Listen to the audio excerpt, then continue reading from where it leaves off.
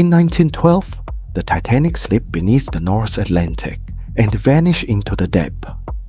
Nearly a century later, salvage divers pulled the suitcase up from nearly 13,000 feet below the surface. When they opened it, the silk handkerchiefs inside were still dry. The legend says it was a Louis Vuitton. But was this a genuine miracle of craftsmanship? Or one of the most brilliant engineered myths in the history of branding? The story doesn't begin on the grand boulevards of Paris.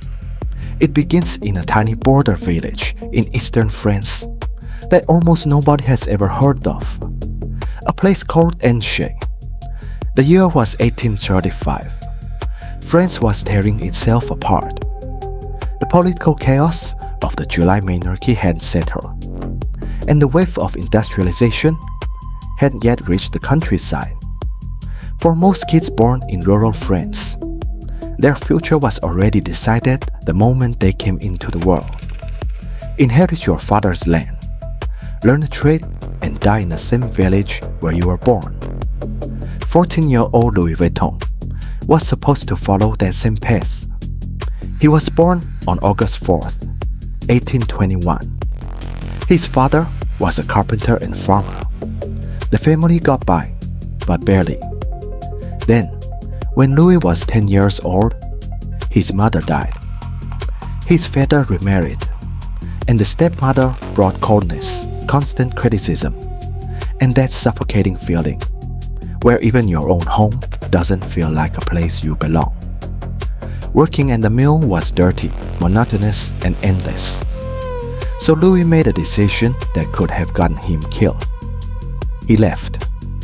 When modern people hear a 470-kilometer journey on foot, they picture hiking boots, GPS, and energy bars. But the reality of 1835 was a completely different kind of hell. France had no modern road system, just scattered gravel post roads and muddy farm paths. On top of that, cholera had swept through Europe multiple times in the early 1800s. The devastating outbreak of 1832 had just killed over 20,000 people in France alone. And the danger hadn't fully passed. Homeless kids wandering the roadside were easy targets for robbers. In some rural areas, wolf attacks were still a genuine threat. A penniless 14-year-old boy, alone on that road. By any rational calculation, this was a high-stakes gamble with death, not the opening scene of an inspiring story. It took Louis 2 full years to reach Paris. To survive, he stopped in towns along the way, trading labor for food and shelter. He hauled lumber for carpenters, assisted cobblers, did seasonal farm work. There was nothing glorious about any of it. Just dirt, exhaustion, and the kid trying not to be broken by reality. But something quietly happened during those 2 years. Louis developed a knowledge of wood that almost nobody else had. He understood why poplar was lighter than oak, but held up better against moisture than pine. He knew which types of timber wouldn't warp or crack during Europe's cold, damp winters. He understood the mechanical personality of different woods. This wasn't book knowledge. It was physical intuition earned through hands and sweat. He couldn't possibly have known it then. But this accidentally acquired expertise in materials would become the core technical advantage that built his entire empire. In 1837, Louis finally walked into Paris. The city was at a fascinating turning point. The railway age was just beginning. France's first public steam railway, the Paris to Saint-Germain line, opened the very same year Louis arrived. The nobles on the streets still relied on horse-drawn carriages, but shrewd business people could already smell the massive change coming. Louis found a job, apprentice at the workshop of a famous luggage maker, Monsieur Maréchal. This sounds unremarkable today, but in 19th century French high society, a packing specialist, what they called a laitier emballeur, was a genuine professional art. When aristocratic women traveled in those days, they didn't bring just a few outfits. Their wardrobe included crinoline dresses, held up by whalebone, with skirts that could spread 10 to 13 feet wide when fully open. There were layers of lace petticoats, elaborately embroidered gowns, hats, gloves, and jewelry cases. One bad jostle off the carriage and the damage could be catastrophic. Louis spent 16 years refining his craft at Maréchal's shop. He started at the very bottom, gradually learning how to design custom packing solutions for each garment, how to build wooden interior frames that held items precisely in place, and how to ensure that delicate lace arrived at its destination perfectly intact after a long journey. His reputation quietly spread. In 1853, Napoleon III married Eugénie de Montijo, a Spanish aristocrat who became Empress of the Second French Empire. Empress Eugénie was one of the most influential fashion icons of her era. She was almost obsessive in her love of clothing, purchasing pieces from the finest tailors across Europe, including Charles Frederick Worth, the founder of Parisian haute couture. Her wardrobe was packed with extraordinarily expensive and delicate garments that were notoriously difficult to transport and preserve. That's when the imperial court heard about a young packing specialist with an almost supernatural talent, Louis Vuitton. The story goes that Eugénie's household manager sent someone to test Louis' work. After a long carriage journey, the luggage Louis had packed was opened to reveal lace and silk in near perfect condition. He was appointed as the imperial household's personal packing specialist. In the rigidly hierarchical world of 19th century France, the word's royal appointment were an endorsement that no amount of advertising could buy. That was Louis' first real level of power, with the imperial seal of approval. Louis opened his first shop in 1854 on Rue Neuve des Capucines in Paris. The location was no accident. The street sat right next to the Paris Opera, in the heart of where the aristocracy and the wealthy gathered. Louis knew exactly where his customers were. But what would send the first genuine shockwave through the market wasn't his location or his reputation. It was a revolutionary decision about the shape of a trunk lid. In Louis's era, almost every trunk on the market shared one common feature: a rounded dome-shaped top. This design had historical logic behind it. In the age of horse-drawn carriages, luggage was strapped to the roof. The curved dome allowed rainwater to run off, preventing it from pooling and soaking through. It made perfect sense in a world of open-air carriages. But Louis saw something that nobody else was willing to see. The way people traveled was changing. The railway age had arrived. Train baggage compartments were enclosed, covered, with no exposure to rain whatsoever.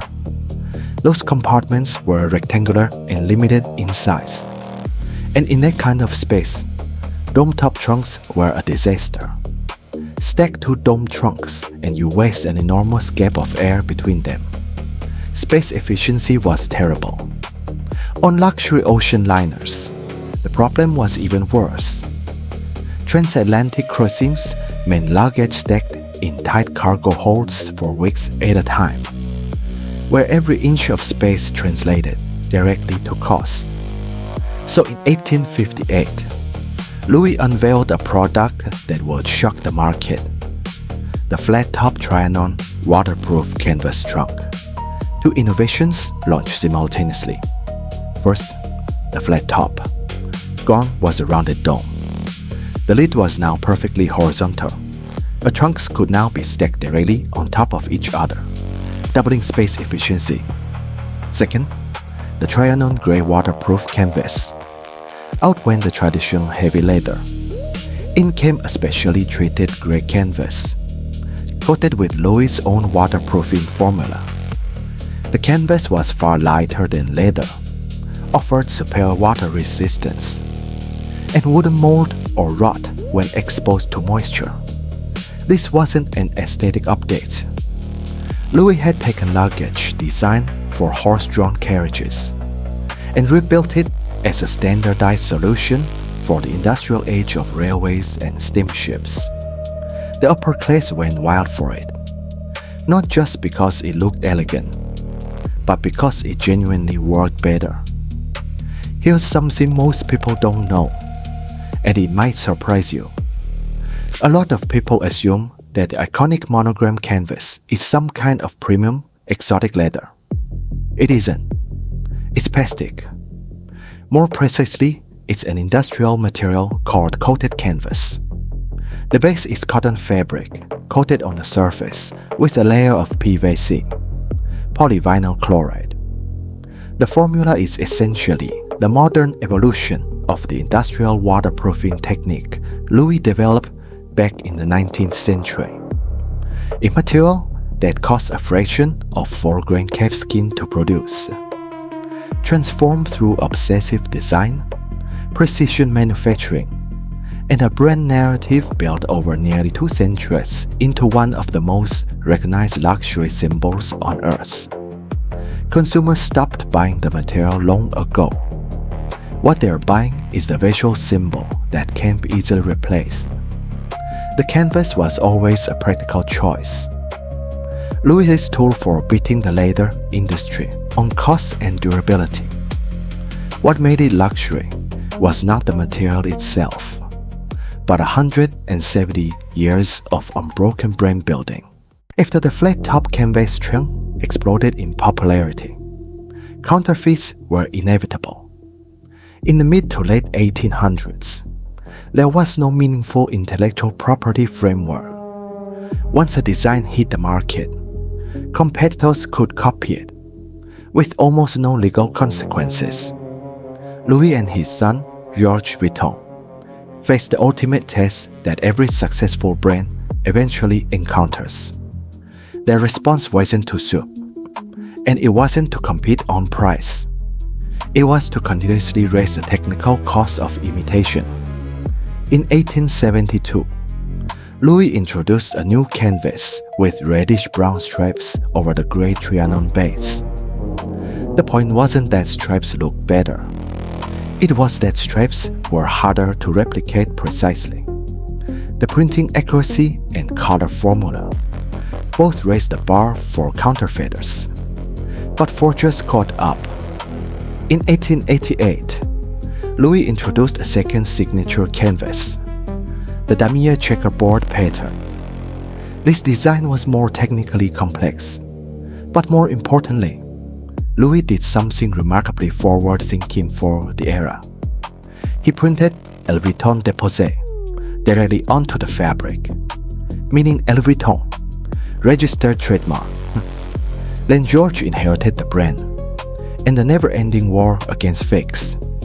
In 1896, George deployed the ultimate weapon, the monogram. The monogram pattern weaves together 4 elements: the LV initials, circular flowers, 4-leaf clovers, and curved diamond shapes. At first glance, it looks decorative, but the underlying logic was far more precise than that. George drew inspiration from the Japanese movement, sweeping through Europe at the time. In the second half of the 1800s, as Japan opened its borders, Japanese woodblock prints, lacquerware, and textile designs flooded into Europe, influencing everyone from Van Gogh to Monet. George borrowed from the Japanese tradition of kamo, the heraldic crest used by samurai families.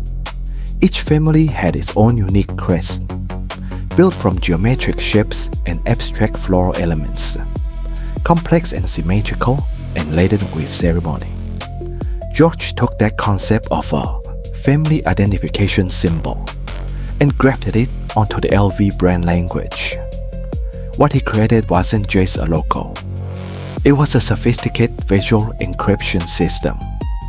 The monogram print only looks right at a specific angle, with specific spacing, at a specific color formula. Any deviation, no matter how small, makes the whole pattern look off. With the printing technology available to underground counterfeit workshops in the 19th century, accurately replicating this at low cost was nearly impossible. On the night of April 14, 1912, the RMS Titanic struck an iceberg and sank to the bottom of the North Atlantic, nearly 13,000 feet down. The ship carried wealthy passengers from across Europe and America, with 4 sets of luggage, including reportedly several Louis Vuitton trunks. Years later, a story began circulating. Salvage workers brought up an LV hardshell trunk from the ocean floor, and when they opened it, not a drop of water had gotten inside. The contents were perfectly preserved. Is this story true? The honest answer is, nobody can say for certain. Louis Vuitton has never officially claimed the story is real, but they've never denied it either. And that is the most masterful thing about brand mythology. By the time the story spreads, it has already done its job. Then the calendar turned to 1987. This was the most critical turning point in LV's corporate history, and one of the most spectacular palace coups in all of business history. Louis Vuitton's chairman Henri Racamier and Moet Hennessy's president Alain Chevalier decided to merge their 2 companies, creating the conglomerate we know today as LVMH. On the surface, this looked like a dream partnership. 2 powerhouses joining forces to build the world's greatest luxury empire. But there was a deeper motive. In the global capital markets of the late 1980s, hostile takeovers were fashionable. Financial predators would quietly buy up a company's shares on the open market and seize control before the board even realized what was happening. Both companies understood their standing alone. They were vulnerable targets, so they used each other's size to build a defensive moat. The merger, however, contained a fatal flaw from the start. The share structure and board seats were almost perfectly split 50-50. Neither side had decisive control. In business history, this kind of power vacuum almost never ends well. The 2 families looked aligned on the surface, but clashed furiously behind closed doors over resources and strategy, paralyzing the board. To break the deadlock, Racamier made what became one of the most famous strategic blunders in business history. He decided to bring in an outside ally to help him win the internal power struggle. The man he chose was a young real estate developer who had recently entered the luxury world by acquiring Dior's parent company, Bernard Arnault.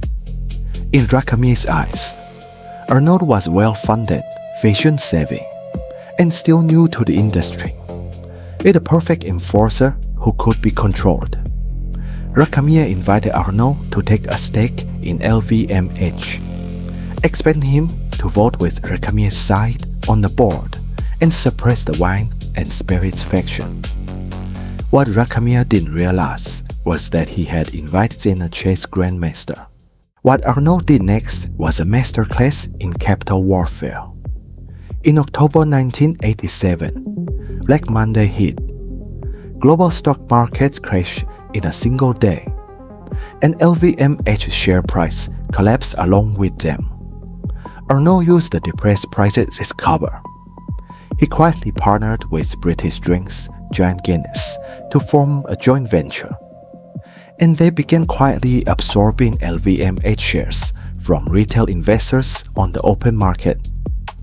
While Racamier and the Spears executives were still at the boardroom table arguing bitterly over budget line items, Arnault had already secured control of more than 43% of LVMH's voting shares.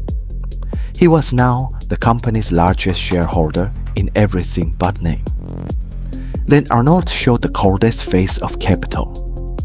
Between 1989 and 1990, through entirely legal board votes, Arnault pushed out the very man who had invited him in, Racamier, completely. He then systematically cleared out the Hennessy family's senior leadership and locked control of the entire LVMH empire in the hands of the Arnault family, a dynasty that had carried the Vuitton family name for nearly a century and a half, lost the empire name after them. The man who invited a savior got the executioner instead. In 1997, Arnault did something that left the entire fashion world speechless. He announced that LV would launch a brand new, ready-to-wear clothing line. Before this, LV had never been a fashion brand. It was leather goods, it was luggage, it was craftsmanship, but never clothing. And Arnault didn't just want to cross that boundary. He hired Marc Jacobs, an American designer known for rebellion and provocation, to lead the whole thing. What Marc Jacobs brought wasn't a better trunk design. It was a completely different brand philosophy. He collaborated with contemporary artists, most famously Japanese artist Takashi Murakami, whose multicolor monogram collection became a cultural phenomenon, and repositioned LV from a durable travel goods brand into a contemporary cultural symbol. LV was no longer selling a box to carry your clothes. It was selling an identity, a visual language of social status, and a system of symbols that answered the question, who are you, and who do you want to be? Looking back across Louis Vuitton's nearly 200 years of history, one thing is unmistakable. Louis Vuitton always saw what was coming one step before everyone else. In the age of horse-drawn carriages, he saw the arrival of the train. In the age of the train, he saw the threat of imitation. In the flood of counterfeits, he built walls of both visual complexity and technical precision. But the deeper insight was this. In every era, he saw precisely what the people of that era were truly hungry for. In the beginning, he sold logistical efficiency, keeping an aristocrat's dresses a little less wrinkled on the train. Then he sold security, the belief that this trunk could protect everything precious to you. Then he sold identity, the belief that the person carrying this trunk was sending a message to the world. I have arrived.